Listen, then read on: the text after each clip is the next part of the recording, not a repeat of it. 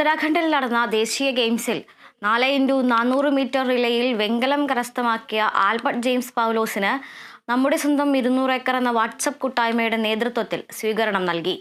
സ്വീകരണ സമ്മേളനം ജില്ലാ പഞ്ചായത്ത് അംഗം സോളി ജീസസ് ഉദ്ഘാടനം ചെയ്തു.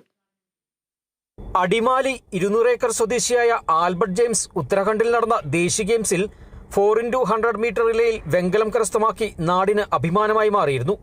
ആൽബർട്ടിന്റെ ഈ നേട്ടത്തിന് പിന്നാലെയാണ് നമ്മുടെ സ്വന്തം 200 ഏക്കർ എന്ന വാട്സപ്പ് കൂട്ടായ്മയുടെ നേതൃത്വത്തിൽ ആൽബർട്ടിന് സ്വീകരണം ഒരുക്കിയത്.